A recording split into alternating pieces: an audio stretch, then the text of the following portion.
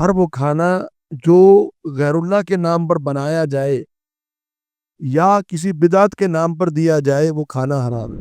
اسی لیے ہم کہتے ہیں کہ جو بدعتی ہے وہ سب سے بڑا ظالم ہے۔ کیوں؟ اس نے بدعت کے روپ میں، بدعت کے جو ہے وہ لبادے میں، شریعت میں ایک ایسی چیز کا اضافہ کر دیا جو اللہ رب العالمین نے جس کا حکم نہیں دیا تھا۔ اور کئی جانور ایسے ہیں جو حلال ہیں لیکن ان کو قربان نہیں کیا جا سکتا، جیسے مثال کے طور پہ ہرن ہے۔ اب ہرن کھانا حلال ہے لیکن اگر کچھ اب ہرن کی قربانی کرے تو قربانی ہوگی نہیں، اس کی قربانی نہیں ہوگی۔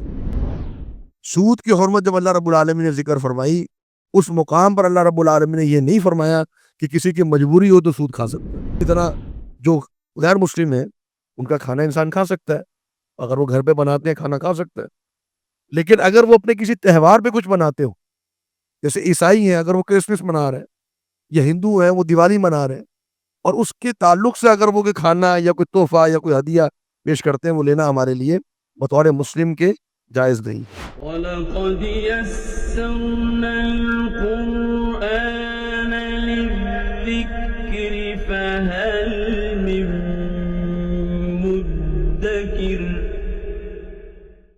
ثمانية أزواج من الضأن اثنين ومن المعز اثنين۔ ثمانية أزواج، ثمانیہ 8 ازواج جوڑے ہیں، 8 جوڑے ہیں۔ من الضأن اثنین، من الضأن، ضأن کہتے ہیں بھیڑ کو، دمبا، بھیڑ یا دمبا، ضأن تو بھیڑ سے 2، اثنین 2 یعنی نر اور مادہ۔ ومن المعز، اور بکری یا بکرے سے اثنین 2 یعنی بکرا اور بکری نر اور مادہ، یہ جوڑے ہیں۔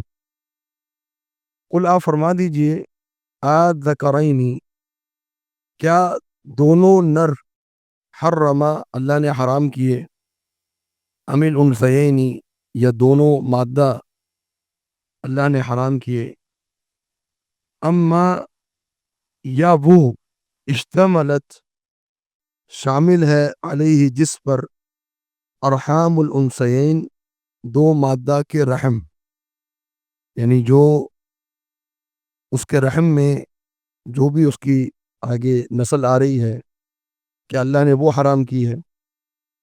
نبئونی، تم خبر دو مجھے، بعلم، کسی علم کی بنیاد پر، ان کنتم صادقین، اگر تم اپنی بات میں سچے ہو۔ جیسا کہ گزشتہ درس میں کل ہم نے یہ ذکر کیا اور پڑھا کہ اللہ رب العالمین نے سب سے پہلے مشرکین کی جو جہالت تھی، جو مویشیوں کے تعلق سے تھی، اس کو بیان فرمایا۔ اس کے بعد اللہ رب العالمین نے اب جو اصل تعلیم ہے دین کی وہ بیان فرمائی، اور آغاز اس بات سے کیا کہ کچھ مویشی ایسے ہیں جن پر سواری کی جا سکتی ہے، کچھ مویشی ایسے ہیں جن پر سواری نہیں کی جا سکتی لیکن ان کو کھایا جا سکتا ہے، اور یہ اللہ رب العالمین کی نعمت ہے کہ اس کو کھایا جائے۔ اس کے بعد اللہ رب العالمین نے ان 2 آیات میں، جو آیت ابھی ہم نے پڑھی اور جو اگلی آیت ہے، ان آیات میں اللہ رب العالمین نے جوڑوں کا ذکر کیا، 8 جوڑے ان کا ذکر فرمایا۔ یہ وہ مویشی ہیں کہ جن کی قربانی کی جاتی ہے، جو قربانی میں قبول کیے جاتے ہیں۔ علماء کا اجماع ہے اس مسئلے پر کہ ان 2 آیات میں اللہ رب العالمین نے جن جانوروں کو ذکر کیا ہے یہ وہ جانور ہیں جن کو قربانی میں رکھا جا سکتا ہے یا قربان کیا جا سکتا ہے۔ تو 8 جوڑوں کا ذکر کیا، یعنی 8 نر اور مادہ، 2 بھیڑ سے یعنی نر اور مادہ، اور 2 بکرے سے یعنی بکرا اور بکری، اس کو قربان کیا جا سکتا ہے۔ اور کئی جانور ایسے ہیں جو حلال ہیں لیکن ان کو قربان نہیں کیا جا سکتا، جیسے مثال کے طور پہ ہرن ہے۔ اب ہرن کھانا حلال ہے لیکن اگر کچھ ہرن کی قربانی کرے تو قربانی ہوگی نہیں، اس کی قربانی نہیں ہوگی، کیونکہ اللہ رب العالمین نے مویشیوں کے تعلق سے جو اقسام بیان فرمائی ہیں قربانی کے لیے، وہ یہ 8 اقسام بیان فرمائی. اور پھر اللہ تعالیٰ نے سوال کیا مشرکین مکہ سے کہ تم یہ بتاؤ کہ بکرا یا دمبا کون سا علم تمہارا ہے جو بتائے کہ اللہ تعالیٰ نے اس کو حرام قرار دیا ہے، بکرے کو یا دمبے کو یا بکری کو. تو کوئی علم ہو تمہارے پاس، کوئی دلیل ہو تمہارے پاس تو بتاؤ کہ اللہ نے حرام قرار دیا ہے. یہ جو جانور ہیں اللہ رب العالمین نے حلال قرار دی. اور پیچھے ہم پڑھ کے آ چکے ہیں کہ مشرکین مکہ اپنی مرضی سے کسی مزار کے نام پر جانور چھوڑتے اور کہتے جی اب اس کو کوئی نہیں کھا سکتا، حالانکہ وہ جانور حلال ہے، اس کو کھایا جا سکتا ہے. اللہ رب العالمین نے جب بھی انسان سے قربانی مانگی ہے، جانور کے تعلق سے بات کر رہا ہوں، جب بھی قربانی مانگی ہے تو اللہ رب العالمین نے قربانی کرنے والے کو اجازت دی ہے کہ خود بھی کھاؤ، دوسروں کو بھی کھلاؤ. چاہے وہ عید الاضحیٰ کی قربانی ہو، چاہے وہ حج کی قربانی ہو، چاہے وہ عقیقے کا موقع ہو. کسی بھی موقع پر جو شریعت نے تعلیم دی ہے کہ جب بھی جانور کو ذبح کیا جائے اللہ کے نام پر تو خود بھی کھا سکتے ہیں، دوسرے کو بھی کھلا سکتے ہیں. اور یہاں مشرکین مکہ کی عقل یا آج کل کے مشرکین کی عقل کیا ہے کہ جی جو جانور بس دے دیا مزار کے نام پر اس کو ذبح نہیں کیا جا سکتا. اور اصل میں یہ جو روایت یا یہ ذہن چلا آ رہا ہے، یہ چلا آ رہا ہے بت پرستوں سے، ہندوانہ رسم. آج آپ دیکھیے کہ ہندوؤں کے ہاں گائے ماتا ان کی، اس کو کوئی آپ ذبح نہیں کر سکتے، آپ اس کو گوشت نہیں کھا سکتے. اب یہ وہی ایک ذہن مسلمانوں میں بھی آیا اور یہی بات مشرکین مکہ میں بھی آئی. مشرکین مکہ جو ہیں ان کے ہاں جو جانوروں کو ایک یعنی کھاتے تو تھے وہ، لیکن جانوروں کو ایک محترم سمجھ کے اور کسی مزار کے نام پہ، بت کے نام پہ چھوڑ دینے کی جو رسم تھی وہ اصل میں جو فارسی بت پرست تھے ان سے آئی، اور جو رومی بت پرست تھے ان سے آئی. اور یہ بھی علماء نے ذکر کیا ہے کہ جانوروں کی تعظیم کا جو معاملہ ہے یہ چلا آ رہا ہے بنی اسرائیل سے، آل فرعون سے. آپ کو یاد ہوگا، آپ نے پڑھا ہوگا قرآن مجید میں کہ بنی اسرائیل نے ایک بچڑے کو معبود بنایا تھا. تو یہ بچڑے کو معبود بنانے کا جو تصور ہے بنی اسرائیل میں کہاں سے آیا؟ آل فرعون سے. کیونکہ آل فرعون کے اندر بچڑے کی عبادت کی جاتی تھی اور اس کو بڑا معظم سمجھا جاتا تھا. اور بت پرست جو ہے ان کے اندر یہ کانسیپٹ ایک زمانے سے چلا آ رہا ہے. تو اللہ رب العالمین نے اس دین اسلام میں ہمیں یہ تعلیم دی ہے کہ جانوروں کے ساتھ ایک مشفقانہ اور رحم دلانہ رویہ ضرور ہونا چاہیے انسان میں، لیکن تعظیم کا کوئی پہلو نہیں. یہ تو جانور اللہ نے تمہارے لیے مسخر کیے ہیں، تمہاری خدمت کے لیے، تمہیں بطور نعمت کے اللہ رب العالمین نے دیے، اس لیے نہیں دیے کہ ان کو تم حرام کر کے بیٹھ جاؤ. پوچھا اللہ رب العالمین نے کہ بتاؤ کوئی علم ہے تمہارے پاس کہ اللہ نے اس کو بھیڑ کو یا بکرے کو اللہ نے کسی بھی موقع پر کوئی حرام قرار دیا ہو؟ پھر آگے 2 مزید جوڑے بیان فرمایا وَمِنَ الْإِبِلِ اثْنَيْنِ، وَمِنَ الْإِبِلِ اور اونٹ سے، اثنینی 2 یعنی نر اور مادہ اونٹ اور اونٹنی، وَمِنَ الْبَقَرِ اور گائے سے، اثنینی 2 یعنی نر اور مادہ گائے اور بھینس. تو یہ اللہ رب العالمین نے حلال قرار دی اور ان کی قربانی کا اللہ رب العالمین نے جو ہے وہ حکم دیا. اور یہ 4 جانور ہیں جن کی قربانی کی جا سکتی ہے. ایک بھیڑ یا دمبا ہے، جو بھی دوزان کی جو نسل ہے وہ بھیڑ پر بھی آتی ہے اور دمبے پر بھی آتی ہے. اور بھیڑ اور دمبے کے تعلق سے جو فرق بیان کیا جاتا ہے عموماً یہ ہوتا ہے کہ دمبا جو ہوتا ہے اس کے پشت کی طرف جو ہے وہ چربی کا ایک تھیلا ہوتا ہے جو کہ بھیڑ میں نہیں ہوتا. یہ فرق ہے بھیڑ اور دمبے میں، لیکن دونوں ایک ہی نسل ہے، دونوں کو ذان کہا جاتا ہے. اور ماز جو ہے یہ بکری ہے، بکرا ہے، جو بھی کوئی بھی جنس ہو بکری بکرے کی وہ ماز میں آتی ہے. ابل ہم سب جانتے ہیں اونٹ کی مختلف جو ہے وہ اقسام ہے. بکر جو ہے وہ گائے کو کہتے ہیں. ہمارے یہاں جو ایک بھینس جو رکھی جاتی ہے جس کو کالے رنگ کی جو بھینس ہمارے یہاں جو پاکستان میں چلتی ہے اس کا دودھ ہمارے یہاں جو ہے وہ زیادہ پیا جاتا ہے، اس کے حوالے سے علماء میں اختلاف ہے کہ وہ بکر میں شامل ہے یا نہیں ہے. اور یہ اختلاف ایک زمانے عرصے دراز سے چلا آ رہا ہے کہ وہ بکر میں شامل ہے یا نہیں ہے. اس کی وجہ یہ ہے کہ اس کا نام ایک الگ ذکر کیا جاتا ہے عربی میں، اس کو کہتے ہیں جاموس. بھینس جو ہمارے ہاں جو کالے رنگ کی بھینس ہے اس کو جاموس کہتے ہیں عربی کے اندر. لیکن جو علماء لغت سے انہوں نے ذکر کیا ہے کہ جو جاموس ہے یہ نوع من البقر، یہ گائے کی ایک نسل ہے. گائے کی مختلف نسلیں ہیں، ان میں سے ایک نسل یہ جاموس ہے۔ اس لیے بہت سے علماء کا یہ موقف ہے کہ بھینس کی قربانی جائز ہے اور کی جا سکتی ہے، اور بہرحال اس میں معاملہ اختلافی ہے۔ اگر اضطراری کیفیت نہ ہو، مجبوری کی کیفیت نہ ہو، تو بہتر ہے کہ انسان اختلاف سے باہر نکلے، گائے کی قربانی کر لے۔ ہاں اگر کہیں مجبوری پڑ گئی ہے اور اس کے پاس گائے نہیں ہے، دستیاب نہیں ہے، تو پھر اگر وہ بھینس کی طرف جاتا ہے تو اس کے لیے کچھ نہ کچھ گنجائش بہرحال موجود ہے، لیکن اولا اور بہتر افضل یہی ہے اس کی طرف نہ جایا جائے۔ بھی فرمایا کہ کل آپ پوچھئے، کہیے الذکرین حرم، کیا دو نر اللہ تعالیٰ نے حرام قرار دیے، ام الانثیین، یا دو مادہ اللہ نے حرام قرار دی، ام اشتملت علیہ ارحام الانثیین، یا جو بچہ ان دونوں مادہ کے رحم میں ہے، کیا اللہ نے ان کو حرام قرار دیا؟ ہم نے پیچھے پڑھا کہ وہ جو بچہ مادہ کی پیٹ میں ہوتا تھا رحم میں، اس کو کہتے تھے کہ جی اس کو صرف ہمارے مرد کھا سکتے ہیں، عورتیں نہیں کھا سکتی۔ اپنی طرف سے کوئی دلیل نہیں، کوئی پیچھے کوئی اس کی حکمت نہیں، کوئی لاجک نہیں، کوئی عقل نہیں، اپنی طرف سے ایک دین بنا کے بیٹھے ہوئے، کوئی اس کا سبب نہیں۔ تو اللہ رب العالمین نے یہ چیزیں حرام قرار نہیں دی۔ آگے فرمایا ام کنتم شہداء، کیا تم گواہ تھے اس وقت، اذ وصاکم، جب نصیحت کی تھی، جب تاکید کی تھی تمہیں، اللہ رب العالمین نے بہذا، اس حکم کی، کیا تم اس وقت موجود تھے جب اللہ نے تمہیں کہا کہ یہ حرام ہے اور یہ حلال ہے؟ تو یہ اس کو کہتے ہیں استفہام، یعنی سوال، اس کا مطلب جواب کیا آئے گا اس کا، کہ نہیں موجود تھے اس وقت۔ تو اس سوال کو ہم کہتے ہیں استفہام انکاری۔ قرآن مجید میں اس قسم کے سوالات ہوتے ہیں جس کا جواب نفی میں ہوتا ہے، یعنی انسان کو کامن سینس سے پتہ چل جاتا ہے کہ اس کا جواب نفی میں ہے، تو اس کو کیا کہا جاتا ہے؟ اس کو ہم کہتے ہیں استفہام انکاری، یعنی اللہ رب العالمین نے یہ سوال پوچھا ہے، اور یہ اللہ رب العالمین نے اس لیے نہیں پوچھا کہ اللہ کے علم میں نہیں ہے، بلکہ اللہ رب العالمین نے اس لیے پوچھا کیونکہ اس کا جواب بالکل نفی میں ہی آئے گا۔ تو یہ سمجھانے کے لیے سوال کیا گیا کہ کیا تم اس وقت موجود تھے جب اللہ رب العالمین نے یہ حکم دیا کہ فلاں چیز حرام ہے؟ فمن اظلم، پس کون ہے بڑا ظالم، ممن، اس شخص سے، افترا علی اللہ کذبا، جو اللہ پر جھوٹ باندھے، اللہ پر جھوٹ گھڑے، اس سے بڑا ظالم کون ہے؟ لیضل الناس، تاکہ وہ گمراہ کرے لوگوں کو، بغیر علم، بغیر علم کے، یہ سب سے بڑا ظالم ہے۔ ایک تو اللہ رب العالمین پر جھوٹ بول رہا ہے، دین کے اندر ایسی چیزیں شامل کر رہا ہے جو دین کا حصہ نہیں ہے، اور مقصد اس کا کیا ہے؟ تاکہ لوگوں کو گمراہ کرے، لوگوں کو گمراہ کرے، جو اصل حق ہے اس تک پہنچنے نہ دے۔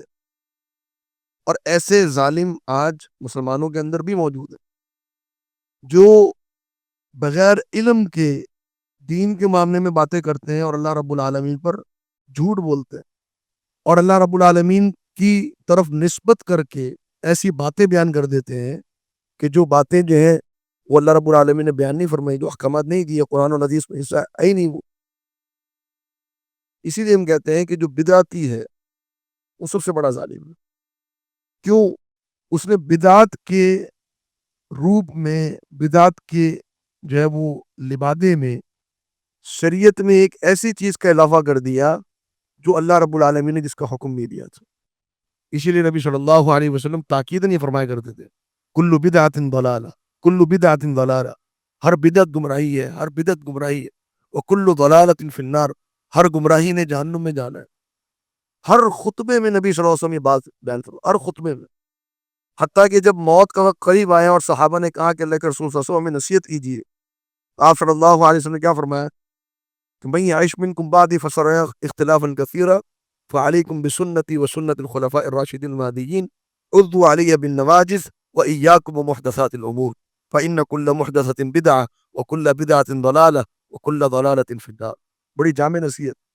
میں میرے بعد اگر تم زندہ رہیں بڑا اختلاف دیکھو گے لوگوں میں، تو اختلاف کا حل کیا ہے؟ میری سنت کو تھام لینا اور خلفاء کی سنت کو تھام لینا، کیونکہ خلفاء نبی صلی اللہ علیہ وسلم کے طریقے پر قائم، اور نئے نئے امور سے، نئی نئی بدعات سے بچ کے رہنا، یہ نصیحت فرما رہے ہیں نبی صلی اللہ علیہ وسلم اپنی امت کو۔ اور یہاں آپ دیکھیے اللہ رب العالمین نے فرمایا کہ اس سے بڑا ظالم کون ہے؟ جو اللہ رب العالمین پہ جھوٹ بولے۔ ان اللہ، بے شک اللہ تعالیٰ، لا یہدی القوم الظالمین، ظالم قوم کو ہدایت نہیں دیتا۔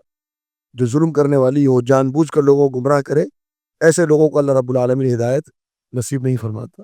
اب یہ ذکر کر دیا کہ کیا کیا چیزیں حلال ہیں اور کن کن کی قربانی کی جا سکتی ہے۔ اب یہ تو حلال کے بارے میں تعلیم ہو گئی، اب تعلیم دی جا رہی ہے حرام کے بارے میں اگلی آیت میں۔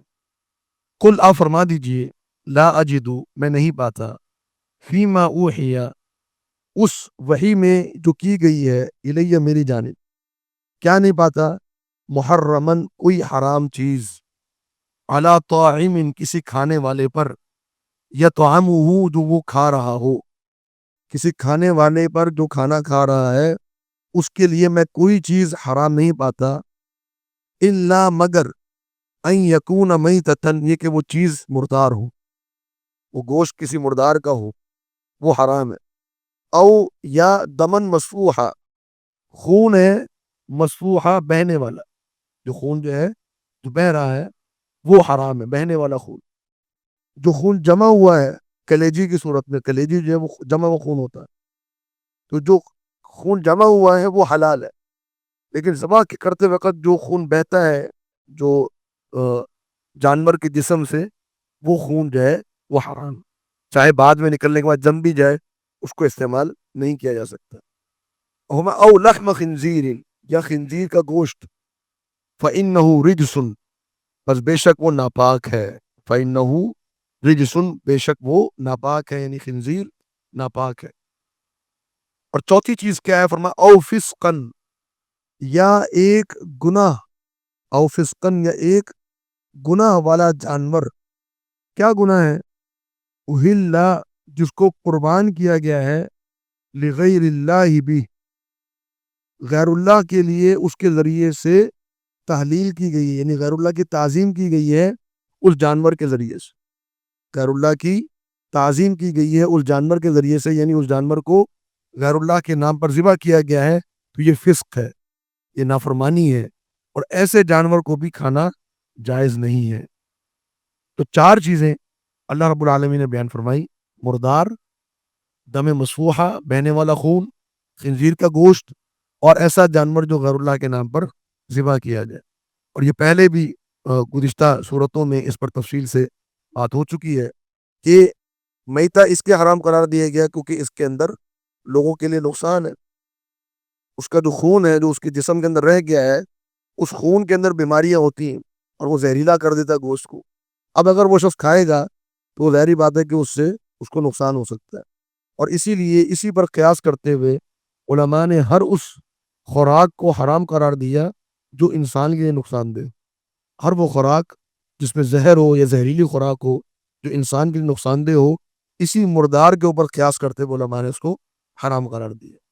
دم مسفوحہ بھی اسی لیے حرام ہے، اس دم کے اندر، اس خون کے اندر جراثیم ہوتے ہیں جو پورے جسم میں گھوم رہے ہوتے ہیں، اور یہ جو بیماریاں جسم میں پھیلتی ہیں وہ خون کے ذریعے سے پھیلتی ہیں۔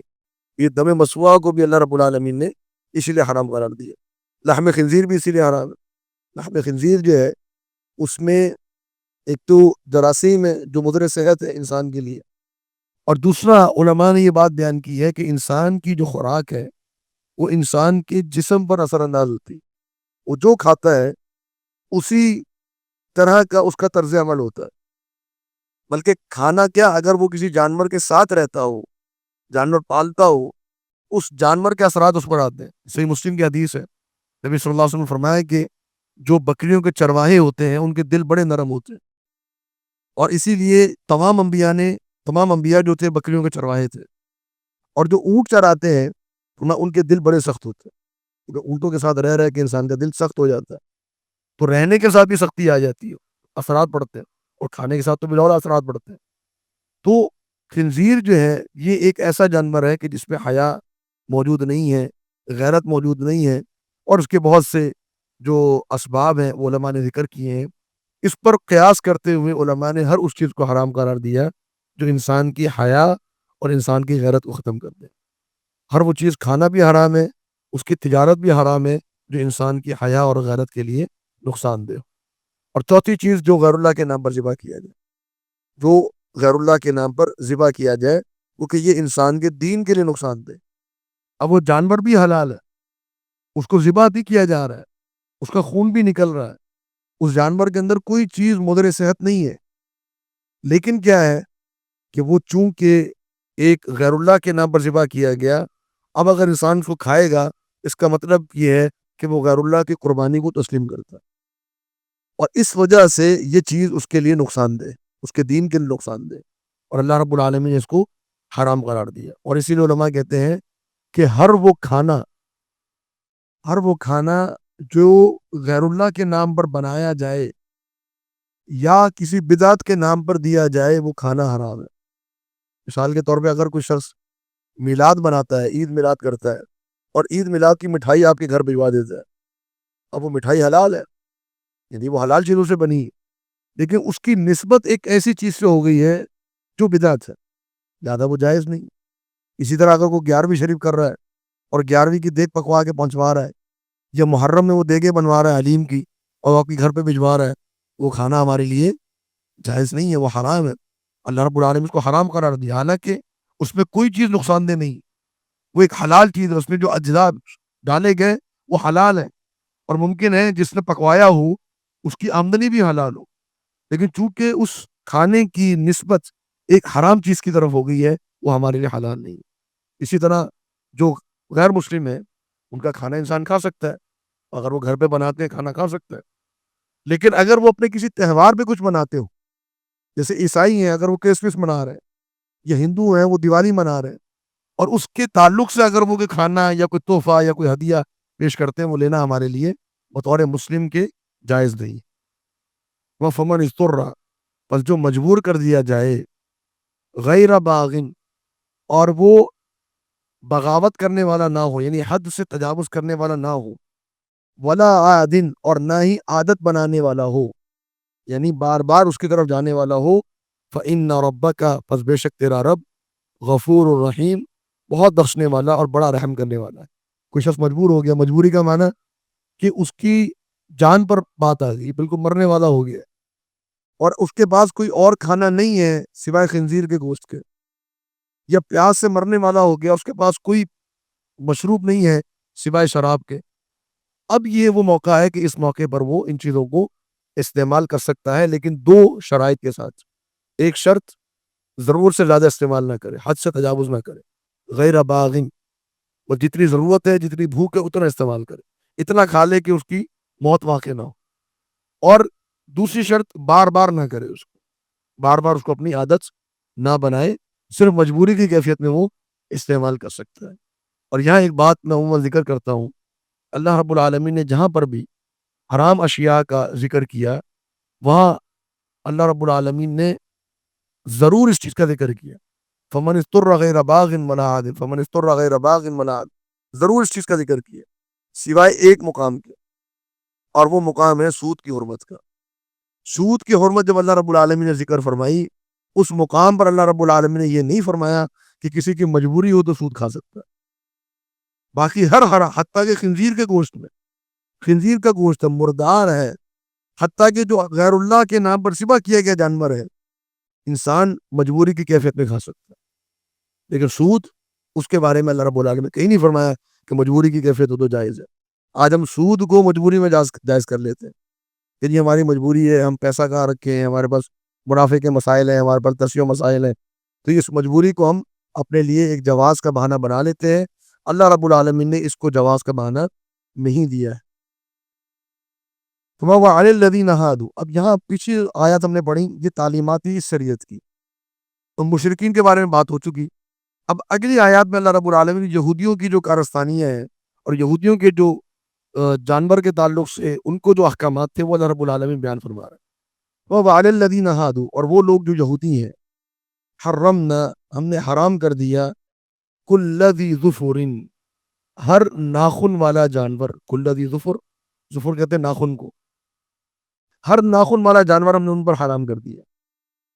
جو ویسے ہماری شریعت میں جو تعلیم ہے، یہ بات رہ گئی پیچھے، کہ جب حلال جانوروں کا ذکر ہو رہا تھا، اللہ رب العالمین فرمایا کہ اس کے علاوہ کوئی جانور حرام نہیں ہے، جو ابھی پیچھے ہم نے آیت پڑھی، سوائے خنزیر کے، مردار کے، اس کے علاوہ کوئی جانور حرام نہیں ہے۔ ایسا نہیں ہے کہ اس کے علاوہ باقی سارے جانور حلال ہیں، نہیں، احادیث میں اس کی وضاحت موجود ہے۔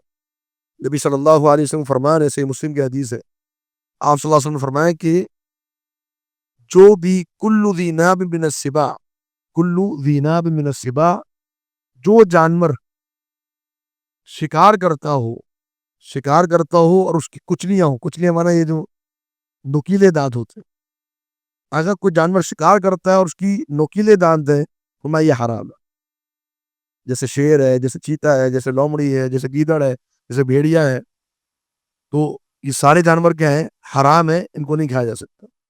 اور پرندوں میں آپ صلی اللہ علیہ وسلم نے فرمایا کہ جو بھی پرندہ جو جس کے جو یعنی ناخن ہو، جس کے نوکیلے ناخن ہو اور اپنے ناخنوں سے وہ شکار کرتا ہو، وہ حرام ہے، جیسے چیل ہے، عقاب ہے، باز ہے، اس طرح کے جتنے بھی پرندے ہیں وہ سب پرندے حرام ہیں۔ اور کچھ پرندے ایسے ہیں جو شکار نہیں کرتے لیکن ان کی حرمت اور احادیث میں آتی ہے، جیسے کوا ہے۔ اب کوا جو ہے وہ شکار نہیں کرتا، یا طوطا ہے وہ شکار نہیں کرتا، لیکن اس کی حرمت اللہ کے رسول صلی اللہ علیہ وسلم نے الگ احادیث میں ذکر فرمائی۔ تو یہ کچھ جانور ایسے ہیں جو ہمارے لیے حلال نہیں ہے۔ اس کے علاوہ جتنے بھی جانور ہیں یا جتنے بھی پرندے ہیں وہ اللہ رب العالمین نے ہمارے لیے حلال قرار دیے۔ لیکن یہودیوں کے معاملے میں اللہ رب العالمین نے ہر ناخن والا جانور حرام قرار دے دیا۔ اب ناخن والا جانور جو جانوروں میں ہے، جو مویشیوں میں ہے، ناخن سے مراد یہاں پر ایسا جانور یعنی علماء نے ذکر کیا ہے کہ جس کی انگلیاں الگ الگ نہ ہوں، پوری ایک ہی انگلی ہو، اس کو ہم کھر کہتے ہیں۔ جیسے اونٹ کا کھر ہوتا ہے، آپ نے دیکھا ہوگا اس کی انگلیاں الگ الگ نہیں ہوتی، ایک ہی پورا کھر ہوتا ہے۔ اسی طریقے سے گائے ہے، اسی طریقے سے بکری ہے، بکرا ہے، اس کا پورا ایک کھر ہوتا ہے۔ جو کھر والا جانور ہے وہ حرام ہے۔ تو اونٹ جو ہے وہ یہودیوں پر حرام تھا، اور گائے اور بکریاں بھی یہودیوں پہ حرام تھی، لیکن اللہ رب العالمین نے گائے اور بکریوں کی الگ سے تخصیص فرما کر ان کو حلال کر دیا یہودیوں کے لیے۔ باقی جتنے بھی کھر والے جانور تھے وہ سب ان پر حرام ہو گئے، اور وہ جانور بھی حرام تھے جو ہمارے لیے حرام ہے۔ جو شکار کرنے والے جانور ہیں وہ بھی ان پر حرام قرار دے دیے، اور ایسے کئی جانور بھی حرام قرار دے دیے جو ہمارے لیے حلال ہے۔ جیسے اونٹ ہمارے لیے حلال ہے، وہ ان کے لیے حرام تھا۔ اور مزید جو حلال جانور تھے وہ بھی مکمل کے مکمل حلال نہیں تھے۔ جیسے آج ہمارے لیے ہم کھا سکتے ہیں جو بھی یعنی بکرا ہے یا گائے ہے، اس کا گوشت ہے، اس کی چربی ہے، اس کی اوجڑی ہے، اس کی کلیجی ہے، جو بھی چیز ہے، اس کے پائے ہیں، ہر چیز ہم کھاتے ہیں، ہر چیز استعمال کرتے ہیں۔ لیکن اللہ رب العالمین نے یہ آسانی یہودیوں کو نہیں دی۔ آگے کیا فرمایا؟ وہ ومن البقری، اور گائے میں سے، والغنمی، اور بکری میں سے، حرمنا، حرام کر دیا، علیہم، ان پر، ہم نے حرام کر دیا ان پر، شحومہما، ان کی چربی کو، گائے کی چربی اور بکرے کی چربی اللہ رب العالمین نے ان پر حرام کر دی۔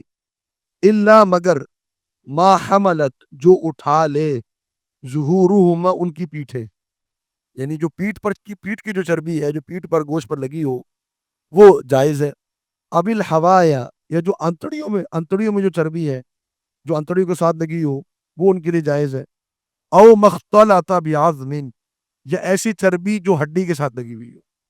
یہ تین قسم کی چربیاں اللہ رب العالمین نے ان کے لیے حلال کر دی۔ باقی جو الگ سے چربی ہوتی ہے جانور میں، جو اچھی خاصی ہوتی ہے، گائے کے اندر بھی اور بکرے کے اندر بھی، جو اچھا تنومند بکرا ہو، صحت مند بکرا ہو، اس میں بھی الگ سے چربی ہوتی ہے، وہ چربی اللہ رب العالمین نے ان پر حرام قرار دے دی۔ اور یہ سختی کیوں کی گئی ان کے اوپر؟ اللہ رب العالمین نے آگے فرمایا، ذالک جزیناہم، یہ ہم نے بدلہ دیا ان کو، ببغیہم، ان کی سرکشی کا، جو وہ اللہ رب العالمین کی احکامات میں بڑا تساہل کرتے تھے اور بہت زیادہ اس پہ وسعت اختیار کر لیتے تھے، یہ بھی حلال ہے، یہ بھی حلال ہے، فرمایا ہم نے جو حلال تھے وہ بھی حرام کر دیے ان کو۔ وَإِنَّا لَصَادِقُونَ، فرمایا بے شک ہم اس معاملے میں سچے ہیں۔ کس معاملے میں؟ کہ جو ان پر حرام کیا گیا، حالانکہ اونٹ حلال جانور ہے، لیکن اللہ رب العالمین نے ان پر حرام کر دیا۔ اور یہودیوں کا دعویٰ یہ تھا کہ اونٹ جو ہے وہ اللہ نے حرام نہیں کیا، یہ تو ہمارے آباء و اجداد نے خود حرام کر لیا تھا۔ اللہ رب نے فرمایا نہیں، ہم نے حرام کیا تھا۔ اور حرام کرنے کی وجہ کیا تھی؟ ان کی سرکشی، ان کی بغاوت، اس وجہ سے ہم نے ان پر حرام کیا۔ اور اس کے باوجود بھی یہودی ہیرا سازی کے بڑے ماہر تھے۔ نبی صلی اللہ علیہ وسلم نے ایک موقع پر جب آپ بیت اللہ میں تشریف فرماتے حتیم کے اندر، آپ نے آسمان کی طرف منہ کیا اور آپ مسکرا دی، اور ایک روایت کا الفاظ ہے کہ آپ کے جو ہے وہ آپ کے چہرے پر غصے کے آثار نمایاں ہو، پہلے مسکرائے پھر آپ کے چہرے پر غصے کے آثار نمایاں ہوا، آپ نے آسمان کی طرف دیکھا، پھر فرمایا کہ اللہ رب العالمین یہودیوں پر لعنت فرمائے۔ اللہ رب العالمین کیوں لعنت فرمائے؟ کیونکہ اللہ تعالیٰ نے ان پر ان جانوروں کی چربی کو حرام قرار دیا. انہوں نے کیا کیا؟ انہوں نے اس چربی کو پگھلایا، اس چربی کا تیل بنایا، اور تیل بنا کر خود استعمال نہیں کیا، تیل بنا کر بیچا، تیل بنا کر اس کو بیچا اور اس کی قیمت کھائی. فاکلوا ثمنہ، اس کی قیمت کھائی. اور دیکھیں کیا ان کی جو ہے وہ حیلہ سازی تھی، جو ہم تھوڑی کھا رہے ہیں. ایک استعمال کی چیز تھی، لوگ استعمال کرتے ہیں دوسرے اس کو، تو ہم نے تو اس کو بس اس کو استعمال کے قابل بنا کے بیچ دیا، اس کو ہم تھوڑی استعمال کر رہے ہیں. نبی صلی اللہ علیہ وسلم نے پھر اس کے بعد فرمایا کہ اللہ رب العالمین ان اللہ اذا حرم شیئا علی قوم حرم ثمنہ. اللہ رب العالمین جب کسی چیز کو کسی قوم پر حرام کرتا ہے، اس کی قیمت کو بھی حرام کر دیتا ہے. تو جو چیز حرام ہے اس کو بیچنا بھی حرام ہے. یہ نہیں کہ میں استعمال نہیں کر رہا، میرے لیے میں تو حرام ہے لیکن میں دوسروں کو بیچ رہا ہوں. جیسے ہمارے یہاں پاکستان کے اندر شراب کے پرمٹ دے دیے جاتے ہیں کہ جو غیر مسلم خرید سکتا ہے اس کو. اس ریاست اسلامی ریاست میں شراب کا پرمٹ کا تصور نہیں ہو سکتا. اسلامی ریاست کے اندر حرام چیزیں نہیں بیچی جا سکتی. یہ نہیں ہم کہہ سکتے، یا یہ جواز نہیں ہم نکال سکتے جی غیر مسلم پیئیں گے آ کے. نہیں، غیر مسلم پیئیں یا مسلمان پیئیں، اس کو بیچنا جو ہے اسلامی ریاست کے اندر حرام ہے. یہ حیلہ سازی ہے، اور حیلہ جو ہے وہ اللہ رب العالمین کو اس سے سخت نفرت. اللہ رب العالمین کی وہ حیلہ کرنے والے آدمی سے سخت نفرت. ہمارے یہاں بھی بہت سے لوگ حیلہ کر لیتے ہیں، بلکہ بعض ہمارے یہاں مسلک ایسے ہیں اور بعض فقہا ایسے ہیں کہ جنہوں نے کتابیں لکھی ہیں ہیلوں کے اوپر. پورا چیپٹر ہے کتاب الحیل، ہیلے. ہیلہ کیا کر رہے ہیں کہ اگر جو ہے وہ زنا کرنے کے بعد زنا کے رجم سے سزا سے بچنا ہو تو کیا ہیلہ کر سکتا ہے. اگر زکوٰۃ سے بچنا ہو تو زکوٰۃ سے بچنے کا کیا ہیلہ ہے. اگر جو ہے وہ اس نے چوری کر لی ہے تو چوری کی سزا سے بچنے کا کیا ہیلہ ہے. باقاعدہ ہیلے کی تعلیم دی جاتی ہے، اور یہ روش آج ہماری اس امت کے نا برقرار ہے. اور ہمارے یہاں یہ جو معذرت کے ساتھ جو نام نہاد اسلامی بینک بنے ہوئے، یہ اس ہیلے کی سب سے بڑی اور واضح مثال ہے. اس ہیلے کی ہیلہ سازی کی ہوئی ہے. سب کو پتہ ہے کہ جو بینک بنے ہوتے ہیں ان کا سسٹم کیسے ہوتا ہے، ان کے معاملات کیسے چلتے ہیں، اور وہ کس طریقے سے چلاتے ہیں معاملات کو. تو صرف نام بدل دینے سے اور تھوڑے بات کاغذات بڑھا دینے سے، ڈاکومنٹ بڑھا دینے سے چیزیں حلال نہیں ہو جاتی. اس کے لیے باقاعدہ ایک سسٹم ہے، اس کو جو ہے وہ سامنے رکھنا پڑتا ہے. تو ہیلہ جو ہے اس سے اللہ رب العالمین کو سخت نفرت ہے، اور اللہ رب العالمین کی لعنت ہے ہیلہ کرنے والے. اور ایک اور ہیلے کی مثال آپ کو دیتا ہوں. ہم نے پہلے بھی ذکر کیا طلاق کے مسئلے میں حلالہ کا ہیلہ ہوتا ہے ہمارے. اب یہ کس قدر ناجائز بات ہے، کس قدر بڑا ظلم ہے. یہ مطلب انسان کس کو دھوکہ دے رہا ہے، کس کو دھوکہ. کبھی سوچے تو صحیح، حلالہ کر کے تو اپنی غیرت کو مار دیا، پھر وہ دھوکہ کس کو دے رہا ہے. شریعت کا حکم کس نے نافذ کیا؟ اللہ نے. اللہ کو نہیں پتا کہ اس انسان کی نیت کیا ہے، یہ کرنا کیا چاہ رہا ہے. تو ہیلہ کرنا یہ اللہ رب العالمین کو سخت ناپسند ہے، اور ہیلہ کرنے والا آدمی جو ہے وہ بہت بڑا مجرم ہے. آگے فرما فَإِن كَذَّبُوكَ، بس اگر یہ آپ کی تکذیب کر دیں، فقل، تو آپ کہہ دیجئے، ربکم، تمہارا رب، ذو رحمت، رحمت والا ہے، واسعۃ، بہت وسیع. عجیب آیت. فرمایا کہ اگر یہ تمہاری تکذیب کر دیں، اے اللہ کے رسول اگر آپ کی تکذیب کر دیں، آپ کہہ دیں کہ تمہارا رب بڑی رحمت والا ہے. عجیب بات. تکذیب کر رہے ہیں، اللہ رب العالمین کیا جواب دے رہا ہے؟ تمہارا رب بڑی وسیع رحمت والا ہے. تو یہ ایک انداز ہے تعلیم دینے کا کہ ٹھیک ہے تم ابھی تکذیب کر رہے ہو، ممکن ہے کہ کسی موقع پر آ کر تمہیں توبہ کا خیال آ جائے. تو کبھی بھی اگر توبہ کا خیال آ جائے تو یاد رکھنا اللہ کی رحمت بڑی وسیع ہے. ابھی تو تم تکذیب کر رہے ہو، ابھی تو تم گناہ کر رہے ہو، ابھی اللہ کی نافرمانی کر رہے ہو، ابھی تمہارے قرآن کچھ اور ہے، ابھی تمہاری سوچیں کچھ اور ہے. پھر کبھی بھی جب تمہیں ہدایت نصیب ہو اور تم پلٹنا چاہو تو یاد رکھو تمہارا رب بڑی رحمت والا ہے، تو رحمت واسعہ. یہ ایک ترغیب کا انداز اللہ رب العالمین کی رحمت کا. اور آگے کیا فرمایا؟ وَلَا يُرَدُّ بَأْسُهُ، اور نہیں لوٹائی جا سکتی، بَأْسُهُ، یا نہیں لوٹایا جا سکتا، بَأْسُهُ، اللہ کا عذاب، عن القوم المجرمین، مجرم قوم سے. دونوں چیزیں. تم تکذیب کر رہے ہو، یاد رکھو کبھی پلٹنے کا خیال آئے، اللہ کی رحمت بڑی وسیع ہے. اور اگر تم نہ پلٹے اور اللہ کے عذاب میں گرفتار ہو گئے تو پھر ہمیشہ کا اللہ کا عذاب. تو ڈراوا بھی ہے، ترغیب بھی ہے، دونوں چیزیں اللہ رب العالمین نے ذکر فرمائی ہیں. تو ہم بھی جب تعلیم دے رہے ہوں نا، لوگوں کو نصیحت کر رہے ہو، لوگ ہماری بات نہ سن رہے ہو، تو ایسا نہیں کہ انسان ڈرا ڈرا کے نفرت ڈال دے اس کے دل میں، تم جہنمی ہو، تم یہ ہو، تم فلانا ہو، تمہارے تو اندر ہی اللہ رب العالمین کے لیے کوئی فکر ہی نہیں ہے، دین کے لیے تو خود سوچ ہی نہیں ہے. نہیں، پہلے اللہ کی رحمت کا بیان. ٹھیک ہے، ممکن ہے کسی موقع پر تمہیں خیال آ جائے، یاد رکھو اللہ کی رحمت جو ہے وہ بڑی وسیع ہے.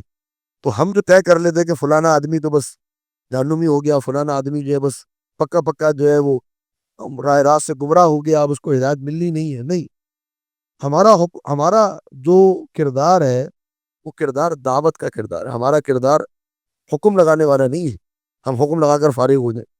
نبی صلی اللہ علیہ وسلم حکم لگا کر فارغ نہیں ہوئے تھے. یہ نہیں کہ ابو جہل تو کافر ہے، تجھے تعلیم ہی نہیں دینی کبھی، ابو لہب تو کافر ہے، تجھے تعلیم ہی نہیں دینی کبھی. حتیٰ کہ ابو لہب کے بارے میں آیت نازل ہو چکی، صورت نازل ہو چکی، نبی صلی اللہ علیہ وسلم پھر بھی دعوت دے رہے، تعلیم دے رہے، سرداران قریش کو ان کو تعلیم دے رہے. تو کبھی حکم لگا کر نہیں چلے گا کہ وہ تم لوگ تو کافر ہو. نہیں، تو ہماری بھی ذمہ داری یہ ہے کہ ہم لوگوں کو تعلیم دیں، حکم نہ لگائے لوگوں کے اوپر، اور یہ کہہ کر کے جی تم تو مشرک ہو اور تم تو بدعتی ہو اور کہہ کے فارغ ہو کے چلے جائے.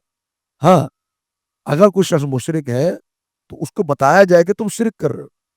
کوئی بدعتی ہے اس کو بتایا جائے کہ آپ بدعت میں مبتلا ہو. کوئی غیر مسلم ہے تو اس کو اسلام کی تعلیم دی جائے اور اس کو اللہ رب العالمین کی طرف لایا جائے. یہی اس آیت کا اصل جو ہے وہ سمجھ لیجیے کہ مقصد ہے. آگے فرمایا کہ سیقول الذین اشرکوا. اب یہاں سے ایک اور موضوع شروع ہوا اللہ رب العالمین کے عقیدے کے تعلق سے. ایک اہم عقیدہ اللہ تعالیٰ نے اس آیت کے اندر بیان فرمایا.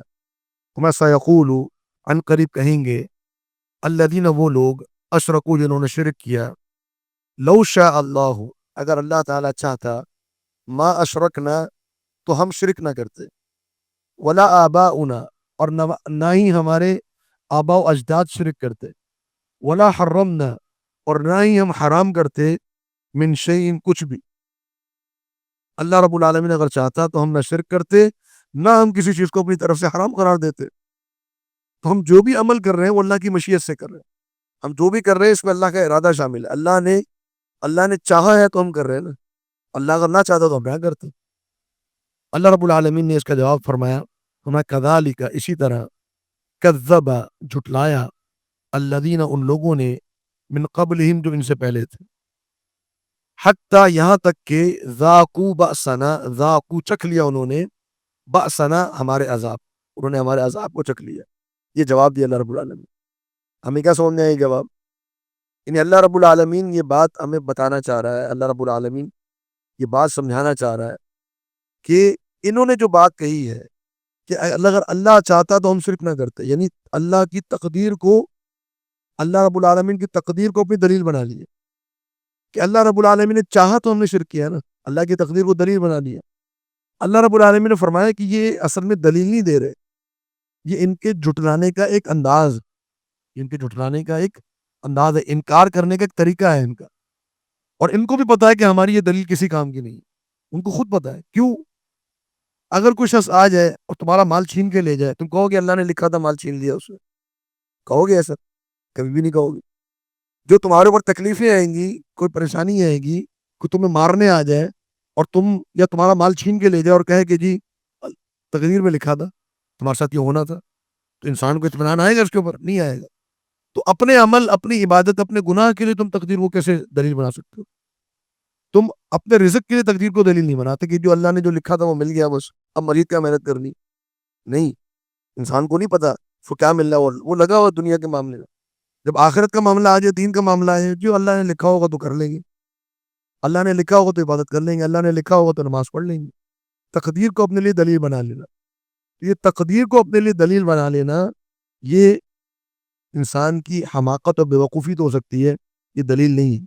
ہمیں اسی طریقے سے ان سے پہلے لوگوں نے بھی اس بات کو دلیل بنایا، لیکن اللہ رب العالمین نے ان پر اپنا عذاب نازل کر دیا. اور جہاں تک اللہ رب العالمین کی مشیت کا معاملہ، اللہ کا چاہنا، اللہ کا ارادہ، اس کے بارے میں پہلے بات ہماری ہو چکی تفصیل کے ساتھ.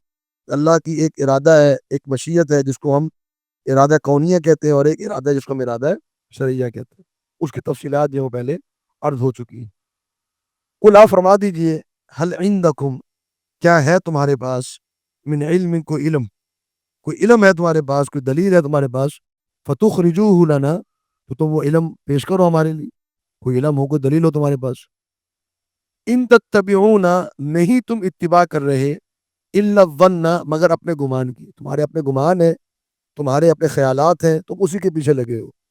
وَإِنْ أَنْتُمْ اور نہیں ہو تم الا تخرصون مگر تم اندازے لگا رہے ہو، جس کو کہتے ہیں نا تکے لگا رہا، تم تکے لگا رہے ہو، اپنی طرف سے اندازے لگا رہے ہو، تمہارے پاس کوئی علم نہیں ہے، کوئی دلیل نہیں ہے تمہارے پاس، کوئی دلیل ہے تو لے کر آؤ، کسی کتاب میں اللہ نے لکھا ہو، کوئی تمہارے پاس کوئی وحی آئی ہو، کوئی فرشتہ آیا ہو، کوئی نبی آیا ہو، کوئی دلیل ہو تمہارے پاس کہ اللہ نے یہ بات نازل فرمائی ہے کہ تم شرک کرو اللہ کے ساتھ، کوئی دلیل نہیں تمہارے پاس، بس اپنی طرف سے تم نے تکے اور اندازے لگائے ہوئے ہیں، اور وہی تم اندازے اور وہی گمان ان کے پیچھے جو ہے وہ تم چل رہے۔ تو یہ اللہ رب العالمین نے ان کی اس بات کا جواب دیا، اور یہی بات ہے کہ انسان کبھی بھی تقدیر کو اپنے لیے دلیل نہیں بنا سکتا۔ ایک موقع پر ایک حدیث آتی ہے جس میں ایک آدم علیہ السلام نے تقدیر کو اپنے لیے دلیل بنایا۔ وہ حدیث یہ ہے کہ نبی صلی اللہ علیہ وسلم فرمایا، سے بخاری مسلم کی حدیث ہے، فرمایا احتج آدم و موسیٰ، موسیٰ علیہ السلام اور آدم علیہ السلام میں گفتگو ہوئی اور جس کو کہتے ہیں مناظرہ ہوا۔ تو موسیٰ علیہ السلام نے کہا کہ اگر آپ گناہ نہ کرتے تو آپ کی ذریت جو ہے وہ زمین میں خوار نہ گھوم رہی ہوتی، آپ کی اولاد بھی جنت میں ہوتی، آپ بھی جنت میں ہوتی، اگر آپ وہ گناہ نہ کرتے۔ موسیٰ علیہ السلام نے آدم علیہ السلام کو یہ بات کہی۔ آدم علیہ السلام نے اس کے جواب میں کہا کہ آدم علیہ السلام نے موسیٰ علیہ السلام سے پوچھا، موسیٰ یہ بتاؤ جو تورات تمہیں دی گئی ہے وہ کب لکھی گئی تھی؟ موسیٰ علیہ السلام نے فرمایا کہ آپ کی پیدائش سے 50,000 سال پہلے لکھی گئی تھی۔ کہ اللہ نے علم دیا تھا کہ آدم علیہ السلام کی پیدائش سے تورات 50,000 سال پہلے لکھی گئی۔ تو آدم علیہ السلام نے موسیٰ علیہ السلام سے پوچھا کہ یہ بتاؤ اے موسیٰ، تم تورات میں یہ پڑھتے ہو کہ آدم نے غلطی کی اور اللہ رب العالمین اس کو زمین پر اتار دیا، تو پڑھتے ہو تورات میں؟ کہا پڑھتا ہوں۔ کہا تم ایسی چیز جو میری پیدائش سے 50,000 سال پہلے لکھ دی گئی تھی، تم اس کا الزام مجھ پر اب کیوں لگا رہے ہو؟ وہ تو میری پیدائش سے 50,000 سال پہلے لکھ دی گئی۔ تو گویا کہ آدم علیہ السلام نے تقدیر کو بنیاد بنایا اپنے گناہ کی، یعنی اپنی ایک بے گناہی کے ثبوت کے لیے کہ میں گناہ گار نہیں ہوں، میری پیدائش سے بہت پہلے 50,000 سال پہلے اللہ رب العالمین نے لکھ دیا تھا کہ موسیٰ نے یہ کام کرنا ہے۔ تو نبی صلی اللہ علیہ وسلم فرمایا کہ آدم علیہ السلام نے موسیٰ علیہ السلام کو خاموش کرا دیا۔ یہ بات ہے۔ اچھا، اب یہاں پر یہ اشکال سامنے آ رہا ہے کہ جی آدم علیہ السلام نے گناہ کیا اور اس گناہ کی دلیل کیا دی، یعنی گناہ گار گناہ کے الزام سے بچنے کی دلیل کیا دی کہ یہ گناہ تو 50,000 سال پہلے لکھ دیا گیا تھا اللہ رب العالمین۔ تو علماء اس کا جواب یہ دیتے ہیں کہ یہ آدم علیہ السلام نے یہ بات موسیٰ علیہ السلام سے اس لیے کہی کیونکہ آدم علیہ السلام اپنے اس گناہ سے توبہ طائب ہو چکے تھے۔ آدم علیہ السلام نے توبہ کے وقت یہ نہیں کہا کہ یا اللہ تو نے تو لکھ دیا تھا میں کیوں توبہ کروں، بلکہ آدم علیہ السلام نے اپنے گناہ کو تسلیم کیا۔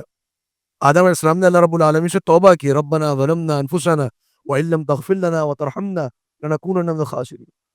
یہ موسیٰ علیہ السلام کی غلطی یہ تھی کہ وہ آدم علیہ السلام کو ایسے گناہ کے اوپر نادم کرنا چاہ رہے تھے جس سے آدم علیہ السلام توبہ طائب ہو چکے تھے۔ یہ کام غلط۔ اگر ایک شخص گناہ کر لے اور گناہ کرنے کے بعد توبہ طائب ہو چکا ہو تو اب اس کو اس گناہ کے اوپر ندامت کا اظہار یا نادم نہیں کیا جا سکتا، شرمندہ نہیں کیا جا سکتا، اور وہ اس کے معاملے میں کہہ سکتا ہے کہ جی اللہ نے لکھا تھا تو مجھ سے گناہ ہو گیا، اب میں توبہ کر چکا ہوں اس گناہ سے۔